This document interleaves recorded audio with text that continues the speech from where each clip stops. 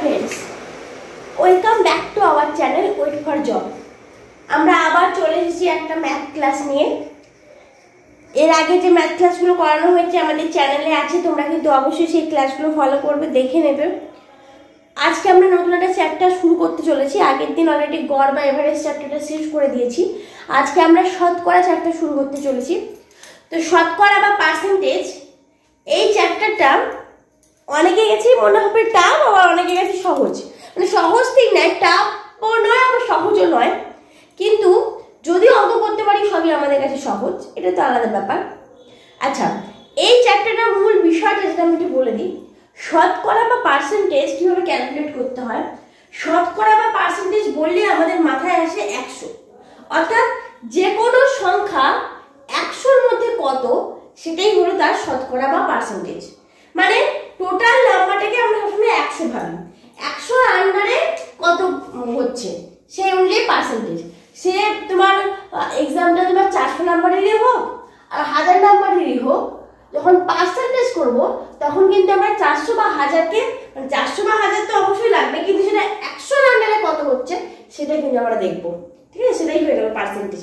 শতকরা মানেই হলো টোটালটা 100-100-র মধ্যে কত, এটাই হয়ে গেল ব্যাপার। চলো আমরা ম্যাথ শুরু করি, তাহলে হয়তো ধীরে ধীরে সেটা আরো বেশি আমাদের কাছে ক্লিয়ার হবে। আমাদের ফার্স্ট ম্যাথ দেখো, আমি একদম সিম্পলি একটা ম্যাথ দিয়েছি, মানে একদমই সহজ টাইপের, ছোট টাইপের, জাস্ট তোমাদের বোঝানোর জন্য। তোমাদের সঙ্গে কিন্তু শর্টকাট চ্যাপ্টারটা তো আজকেই শেষ করছি না, 2-3 দিন অন্তত ক্লাস তো নিশ্চয়ই হবে। তো আমরা ধীরে ধীরে মানে বেসিক থেকে শুরু করে আস্তে আস্তে টপের দিকে যাব। ঠিক আছে, চলো। 1000-এর 50% এর 20% সমান কত? 1000-এর 50% মানে কিরকম? 1000 মাল্টিপ্লাই মানে ইন্টু 50%, মানে বললাম পার্সেন্টেজ মানেই হলো 100-র মধ্যে কত। পার্সেন্টেজকে আমরা সবাই জানি যদি ভগ্নাংশে রূপান্তরিত করি সেটা আবার 100 লিখতে হবে। ঠিক আছে, আর যদি কোনো ভগ্নাংশকে পার্সেন্টেজ তৈরি করি সেটা ইন্টু 100% করতে হবে, এটা আমরা জানি।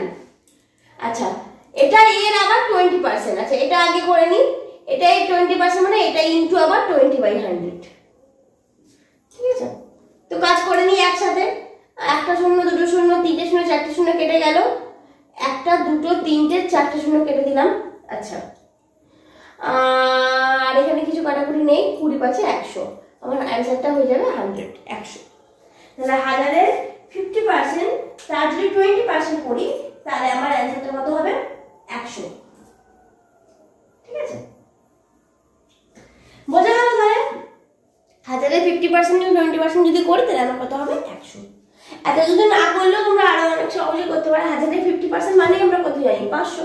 1000-এর অর্ধেক তার 20%, 500 20% মানে কত? সরি 5। আচ্ছা, 100। ঠিক আছে, চলো নেক্সট ম্যাথে চলে যাই। চলো নেক্সট অঙ্কে চলে এলাম। কোন সংখ্যার 12% বৃদ্ধির ফলে সংখ্যাটি বৃদ্ধি হয় 36, প্রকৃত সংখ্যাটি কত? ভালোভাবে বুঝবে। আমার কিন্তু যদি এটা বলতে যে কোনো সংখ্যার 12% বৃদ্ধির ফলে সংখ্যাটি হয় 36, সেক্ষেত্রে কিন্তু ম্যাথটা অন্যরকম হতো। এখানে বলেছে সংখ্যাটির 12% বৃদ্ধির ফলে সংখ্যাটির বৃদ্ধি হয় 36, মানে কোন সংখ্যার 12% মানেই হয়ে গেল 36। কি বললাম বুঝতে পারলে? কোন সংখ্যার 12% মানেই 36, কারণ সেই সংখ্যাটা 12% বৃদ্ধি পেলে 36 বাড়ছে, তার মানে তার 12% মানেই 36। আচ্ছা, তাহলে x এর মধ্যে কত হলো এখান থেকে? 36 × 100/12, তাই তো? 12 × 36 300। তাহলে আমার সংখ্যাটা কত? প্রকৃত সংখ্যাটি হয়ে গেল 300। এটাই হয়ে গেল অ্যান্সার। বোঝা গেল? এটা কিন্তু দুরকম হতে পারতো। বৃদ্ধিটা যদি না দিত সেক্ষেত্রে কিন্তু অঙ্কটা অন্যরকম হতো, অ্যান্সারটাও আলাদা হতো। যেহেতু বৃদ্ধিটা দিয়েছে ওই জন্য অ্যান্সারটা হলো এটা 300। ঠিক আছে, চলো নেক্সট অঙ্ক। দিনের তাপমাত্রা প্রথমে দুপুরে 12% বৃদ্ধি পেয়ে পরে 12% হ্রাস পেল। সারাদিন তাপমাত্রা কত বৃদ্ধি বা হ্রাস পেল?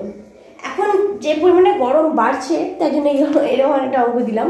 দেখো, দিনের তাপমাত্রা প্রথমে দুপুরে 12% বৃদ্ধি পেয়ে পরে আবার 12% হ্রাস পেল, তাহলে সারাদিন তাপমাত্রা কত বৃদ্ধি বা হ্রাস পেল?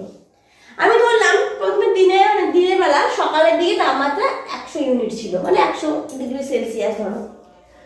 পরে দুপুরে 12% বৃদ্ধি পেয়েছে, মানে তখন 12°C বৃদ্ধি পেয়ে 112° হয়ে গেল। তাহলে সকালে ছিল 100°, পরে 12% বৃদ্ধি পেয়ে 112% বৃদ্ধি পেয়ে 112° হলো। ঠিক আছে, তখন কিন্তু এখান থেকে হ্রাস পাবে না, তখন এই 112 থেকে এবার হ্রাস পাবে। তাহলে 112 থেকে 112 12% হ্রাস পাওয়া মানে এটা 112 মাইনাস 112 ইন্টু 12/100 করলে কত হবে এটা? আচ্ছা 112 যদি কমন নিয়ে নিই 1 মাইনাস 12/100, তার মানে 112 ইন্টু এটা হয়ে গেল 8 2 8 88/100 হয়ে গেল। 4 দিয়ে কাটলাম, 4 দুগুণে 8 4 দুগুণে 8 4 25 100। আচ্ছা আর যাবে না, তাহলে 112 ইন্টু 22/25। আচ্ছা বলেছে সারাদিন তাপমাত্রা কত বৃদ্ধি বা হ্রাস পেল, তাহলে এটা করলে কত অ্যান্সার হচ্ছে? 22 দুগুণে 44 4 ধরে গেল 4 22 একে 22 4 এ 26 2 22 একে 22 2 24 এটা বাই 25, ঠিক আছে।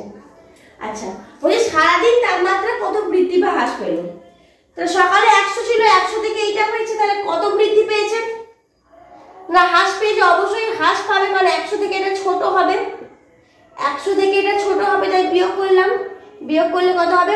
100 এটা করলে 2500 মাইনাস 2464/25, তাহলে 6 7 3 10 5 36/25। আচ্ছা এবার বলবে কত বৃদ্ধি বা হ্রাস পেলো, মানে এটা পার্সেন্টেজ বের করতে হবে।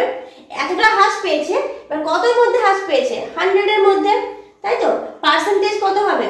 এটাই হবে, এটা করলে যা হবে 25 একে 25 1.44 টাইপের একটা আসবে, ঠিক আছে 1.44%, এটাই হবে অ্যান্সার।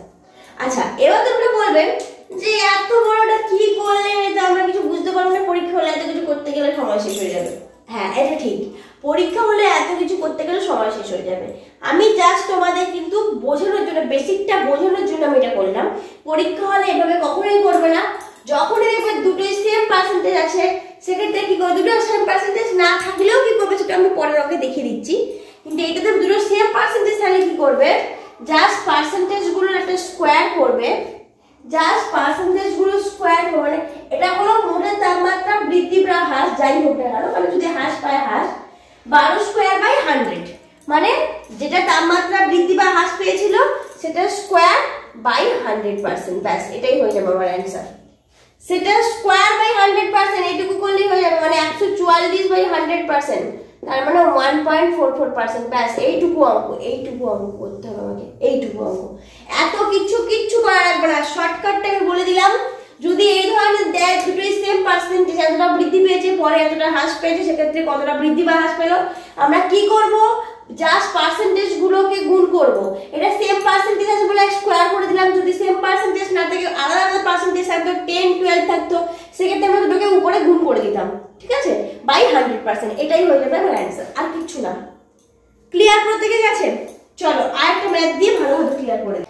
আচ্ছা দেখো আমরা সেম ধরনের ম্যাথ নিয়ে চলে এসেছি। এক ব্যক্তির বেতন প্রথমে 10% বেড়ে পরে 10% কমে গেল, তাহলে মোট বেতনের পরিবর্তনের হার। এই ধরনের অঙ্কগুলো যখনই প্রথমে বেড়ে তারপরে কমে যায় একই পার্সেন্টেজ, সেক্ষেত্রে সবসময় কিন্তু শেষ পর্যন্ত যে পরিবর্তনটা হয় সেটা কিন্তু সবসময় হ্রাস হয়, মানে কমেই যায়। এবার বলবে মোট বেতনে কমেই যাবে সবসময়, সেটা কি করে বুঝবো? এটার একটা ফর্মুলা রয়েছে, একটা শর্টকাট সূত্র, শর্টকাট ফর্মুলা তোমাদের সঙ্গে শেয়ার করি। সেটা x minus Y minus xy/100 এত পার্সেন্টেজ, মেন আমার মোট বেতনের পরিবর্তনটা এটা হবে x minus Y minus xy/100। তোমরা কিন্তু প্রত্যেকে এই শর্টকাট ফর্মুলা তুলে রাখো খাতায়। দেখো যেহেতু দুটোই 10 রয়েছে, মানে বেড়েছেও 10, xটা হলো বাড়া, ওয়াইটা হলো কমা, ঠিক আছে। যেহেতু এক্সটা বেড়েছেও 10 আর কমেছেও 10, ওই জন্য 10 মাইনাস 10 মাইনাস 10 ইন্টু 10/100 এত পার্সেন্টেজ। 10 মাইনাস 10 করলে 0 হচ্ছে, আর এটা হচ্ছে মাইনাস 100/100%, তার মানে মাইনাস 1%। তার মানে আমার কিছু যেহেতু মাইনাস হচ্ছে ওই জন্য বোঝা যাচ্ছে যে মোট বেতনটা কিন্তু বাড়েনি, কমে গেছে। যদি এটা প্লাস হতো তাহলে কিন্তু বলটা মোট বেতনটা বেড়েছে, কিন্তু যেহেতু এটা মাইনাস হচ্ছে ওই জন্য মোট বেতন কমে গেছে। যে কোনো কিছু এরকম আগেরটা যেমন 12% বাড়া 12% কমা করলাম, সেক্ষেত্রেও কিন্তু মাইনাসই হতো, মানে সেক্ষেত্রেও কিন্তু হ্রাস পেত, ঠিক আছে। সুতরাং যখনই এরকম একই পার্সেন্টেজ বাড়বে এবং কমবে এরকম দেখবে সেখান থেকে কিন্তু মোট যে ব্যাপারটা সেটা কিন্তু সবসময় কমবে, এটা মাথায় রাখবে, কারণ এই ফর্মুলা থেকে সেটাই বলছে। এটা হলো আমার একটা শর্টকাট ফর্মুলা, প্রত্যেকে খাতায় নোট ডাউন করে রাখো, এটা কিন্তু তোমাদের এই ধরনের ম্যাথগুলোর ক্ষেত্রে খুব কাজে লাগবে। আমি পরের দিন এই ধরনেরই দুটো আলাদা আলাদা পার্সেন্টেজ দিয়ে ম্যাথ করাবো, তখন তোমরা আরো ভালো করে এই ফর্মুলাটা বুঝতে পারবে। চলো আজকের ক্লাস এখানেই শেষ করছি, পরের দিন আবার দেখা হচ্ছে। গুড নাইট প্রত্যেককে।